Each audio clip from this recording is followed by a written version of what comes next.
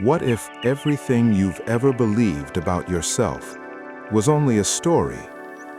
What if the face in the mirror, the hands you move, the heartbeat in your chest was never truly you? And what if the deepest fear you carry, the fear of loss, of aging, of death, is rooted in a misunderstanding so subtle that you've never thought to question it? Take a slow breath. Before you answer, before you agree or disagree, just pause. Because what you're about to explore is not a philosophy, it is not a belief, it is not religion, it is an observation. And neuroscience, quietly, methodically, is beginning to confirm something mystics have whispered for centuries. You were never the body. From the moment you were born, you were given a name, a gender, a nationality, a history. People pointed to a tiny body wrapped in cloth and said, "This is you." And slowly, over time, you agreed. You learned to say, "My hand, my face, my thoughts, my feelings." But have you ever noticed something strange? You say, "My body." You say, "My thoughts." You say, "My emotions." Who is the "my" that owns them? Who is the silent observer behind the words? Close your eyes for a moment. Take a breath in and let it go. Now notice you can observe your breath. If you can observe it, it cannot be you. Notice your thoughts. They come and go. Images, words, memories, plans. You see them appear.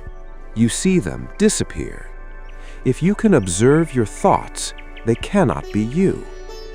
Notice your emotions. Maybe there is tension, maybe calm, maybe restlessness. They move like waves. They rise, they fall. If you can observe your emotions, they cannot be you. So what remains? Neuroscience tells us something fascinating. In experiments involving the rubber hand illusion, participants begin to feel that a fake hand is their own. When the rubber hand is stroked in sync with their real, hidden hand, the brain rewires perception. The illusion becomes reality. The body, it turns out, is negotiable. Your sense of "this is me" can be manipulated with a simple trick of synchrony.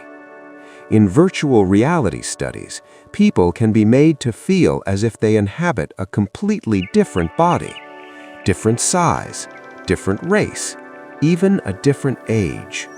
The brain adapts, identity shifts, and for a moment, you become someone else. If your sense of body can change so easily, what does that say about who you are? Are you truly the body, or are you the awareness inhabiting it? The brain constructs a model of the body. It stitches together sensation, memory, expectation, and prediction into a seamless narrative. That narrative feels solid, continuous, real, but it is a process, not a thing. The self you believe you are is an ongoing construction, a simulation, a story told by neurons firing in patterns that have been shaped by evolution, trauma, and habit. And yet, there is something that notices the story. There is something that hears the thoughts. There is something that feels the sensations. That something does not change when the story changes. When you were 5 years old, you had a different body, different cells, different face, different beliefs. Almost every atom in your body has been replaced since childhood, and yet you say, "I am the same person." What is that sameness? It cannot be the body. The body has changed. It cannot be the thoughts. They have changed. It cannot be the emotions. They have changed. So what has remained? The witness. But here is where we get lost. We begin to mistake the storm for the sky. The mind is a storm. Thoughts flash like lightning. Memories rumble like distant thunder. Anxiety spins like a hurricane pulling you into its center. And you say, "This is me. I am anxious. I am broken. I am overthinking." But anxiety is a weather pattern. Overthinking is wind. The sky is not damaged by the storm. The sky does not fight the clouds. It allows them. It holds them. And when they pass, the sky remains untouched. You are the sky, but you have been hypnotized into believing you are the storm. Think about your overthinking. Late at night, the mind replaying conversations, imagining worst-case scenarios, creating arguments that never happen. The brain's default mode network, the system responsible for self-referential thought, lights up when you ruminate. It constructs a me at the center of every story. How do they see me? What if I fail? Why did this happen to me? It is a survival mechanism, an ancient system designed to predict threats. But in a modern world where physical danger is rare, it turns inward and begins to attack an imaginary self, you. But here is the paradox. The voice that criticizes you is not you. The thought that says, "I am not enough," is not you.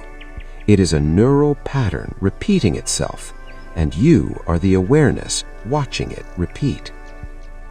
Close your eyes once last time. Notice a thought as it arises. Don't follow it. Don't fight it. Just watch. It appears. It lingers. It dissolves, like a wave returning to the ocean. You did not create it consciously. You did not choose its exact wording. It simply appeared. Now ask yourself gently, if I did not consciously create this thought, how can it be me? There is a deeper silence beneath the noise, and that silence is closer to who you are than any thought has ever been. Emotional baggage is another illusion we carry. We say, "I am broken.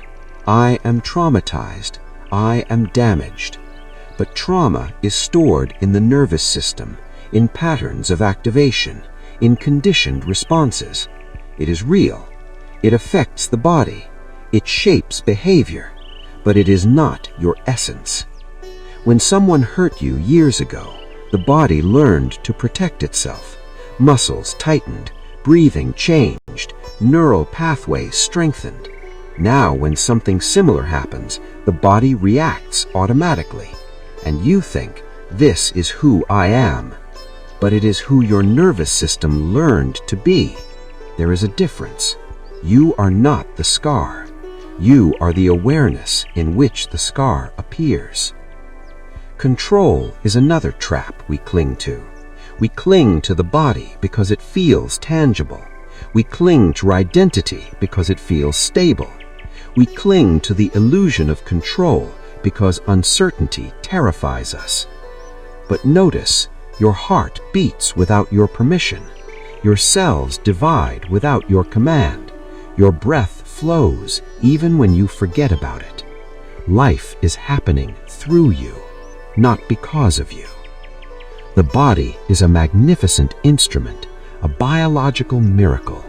But you are not the instrument. You are the space in which the music is heard. The ego is not an enemy. It is a tool. It is the brain's attempt to create continuity, to create a character that can navigate society. Without it, you couldn't remember your name. You couldn't plan. You couldn't survive.